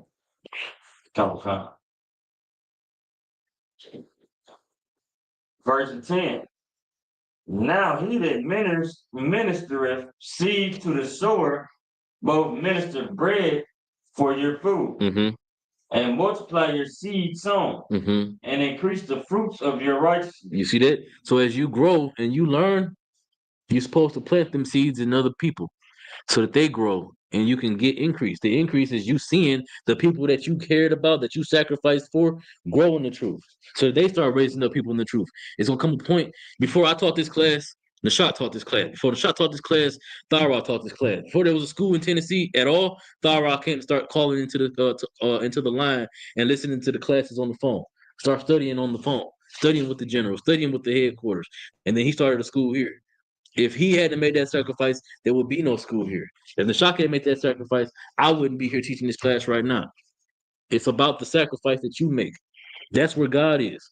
This school didn't grow because Thyra had a bunch of money and was able to advertise this on the internet. It grew because of his work, his suffering, and his sacrifice. That's why Nashville School exists. It's about the sacrifice. It ain't about your wealth. It ain't about your status and your influence. It's about the way you care about your people and the things that you're willing to sacrifice for your people. To pluck them about the world. I got a brother that work with him, my new slave.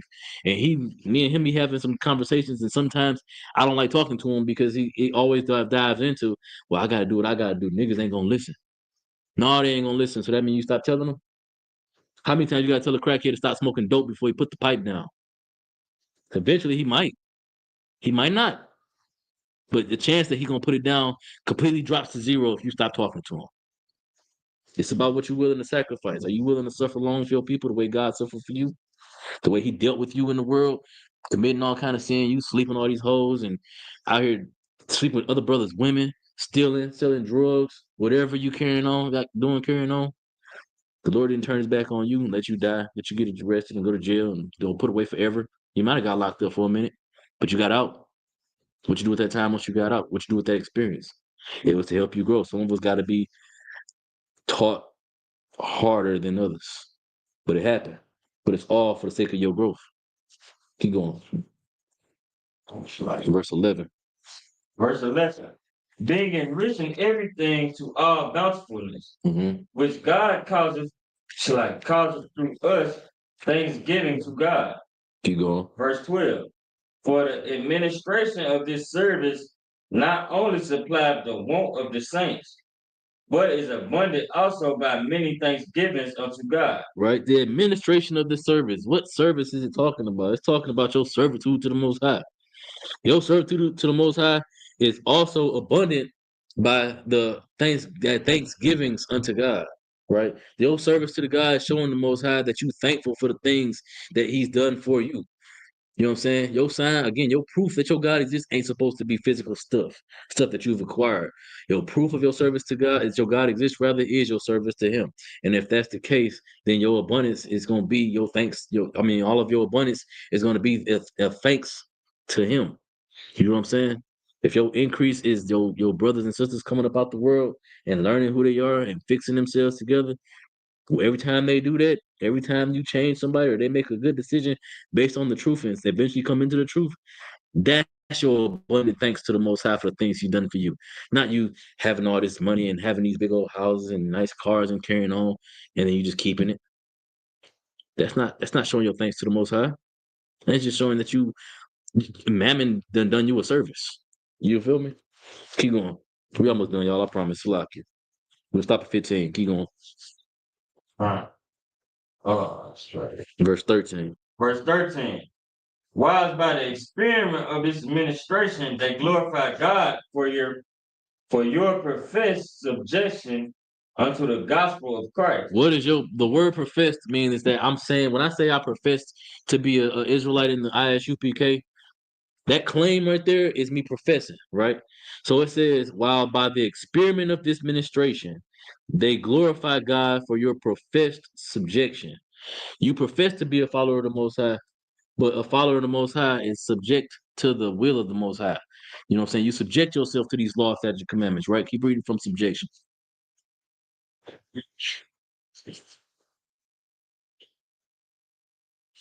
Unto the gospel of Christ. You subjected yourself unto the gospel of Christ. Keep going. For your liberal distribution unto them and unto all men. Keep going. Verse 14. And by their prayer for you, which long after you for the exceeding grace of God in you. Keep going. Verse 15. Thanks be unto God for His unspeakable gift. His unspeakable gift is what? It ain't the riches, it ain't the wealth, it ain't none of that crap. His unspeakable gift, the people that long for that in you, is your service to Him. Because your service to Him proves that the Most High exists. Because if you didn't serve him, you wouldn't care about them people that didn't have. Them people that didn't have nobody to tell them better. The people that didn't have nobody to help them get off the dope. Have nobody to care about them when nobody else did. Give them counseling. That little girl that got sexually assaulted. Did nobody hear her? Did nobody give her a safe space to talk? But you did. You listened. Why? Because the Lord said, feed his flock.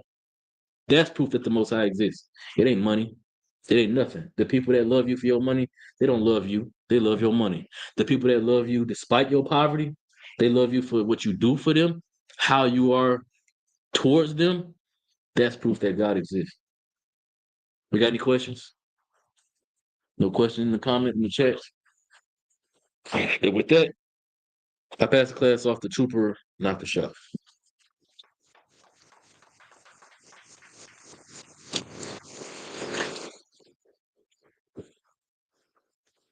Yes, for the camera, Bob Kasha.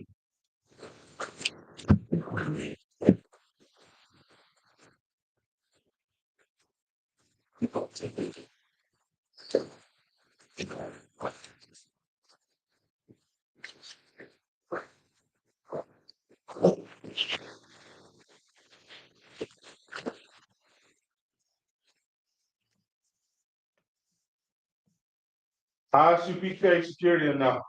We are the ISUPK, started out of 1 West, 125th Street, Harlem, New York. Rules for any new brother or sister.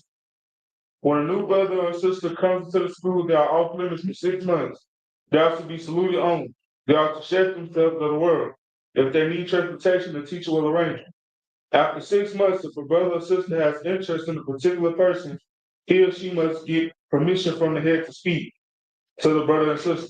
There's another 6 months which the brother and sister will court each other. After this 6 month period, the brother and sister will get permission to marry from the head.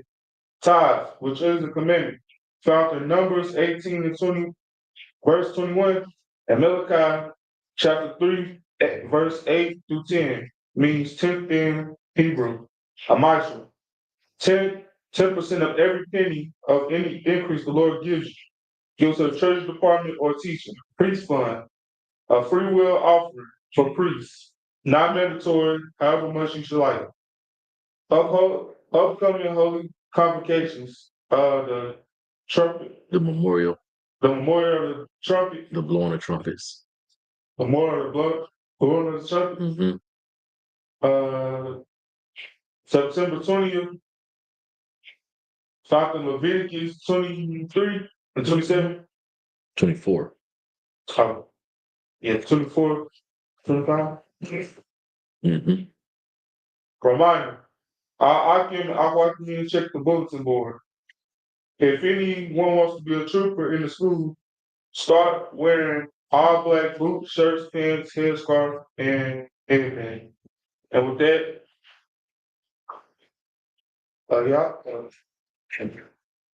Shabbat. Amaju. Shabbat. Amaju. Shabbat. Barak. Yeah, Hashem Yahshua brought the top. Sorry, we'll do one curse salute. Yadi Mata. So. Sorry. We'll do one curse salute to the sisters. Sisters Amaju. Amaju. Go ahead.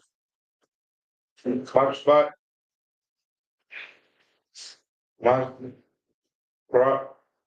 Shabbat Athan Hashem Yahshua. All right, I'm sorry. Sorry. Class.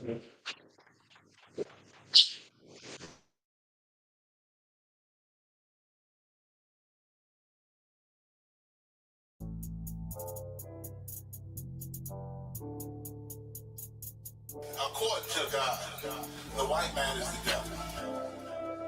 You see, I've been in here for a little minute. You know what I'm saying? And I see niggas, they like to talk a lot. They like to claim leadership. They like to claim this and that. You know what I'm saying? They like to be above what they really is and have authority.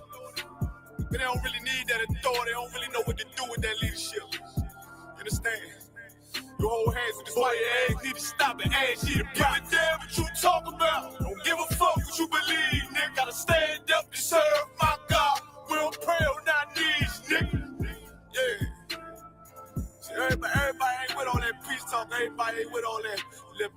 Boy, and she the stop it, and she the prop. It's about to get serious. Boy, when they hit us with dope and kill us with crack, where the fuck with your leaders? I'm curious. Oh, he cashed out on your blood, traded you in and bought a new biz. Ask you the prophets, I tell you the scheme. If you don't wake up, you gon' die in your dreams. I say you won't tell you no more. I swear these crackers try to kill us slow. Just spoke to a nigga and fed he up for parole because of the COVID. It feel like the host in this world that don't go together. Nowhere is gold in the ghetto. I'm in the city blazing with my niggas. Just told the devil the score never settle. Yeah, she the props. I'm tired of these niggas keep talking about, you respect my religion, I respect your religion. Boy, your ass need to stop it, ass she the props. Like we all come together. They say God so loved the world. God so loved the world, and boy, your ass need to stop it, ass she the props. Don't give a damn what you talk about. Don't give a fuck what you believe, nigga. Gotta stand up and serve my God. We don't pray on our knees, nigga. Yeah. Hey, Jeremiah, we don't pray on our knees, nigga. Gotta stand up. You know what I'm saying? Boy, your ass need to stop it, and she the problem. With step, I'm solid for show. To the fake niggas, stay silent, I got it, let's go. I ain't taking no loss, ain't no talking when we got the flow. Ain't no peace, just play with your own. I'ma be loyal to the right arm. Tell them we can't keep me slave. And I can never let bygone be bygone. Got your baby mother on high, got your baby pants through the fire. And she the prophets, that baby soul belong to the Lord. How dare you abort it? Devil will fail you, bitch, I can afford it. I prepare slaughter, you bring me my water. Push your leaders weak, let them lies slip through their teeth. Their ass need to stop it, and she the prophets. That's just the reality, Christians. I'm sorry to hurt your feelings. I know your pastor lied to you every Sunday.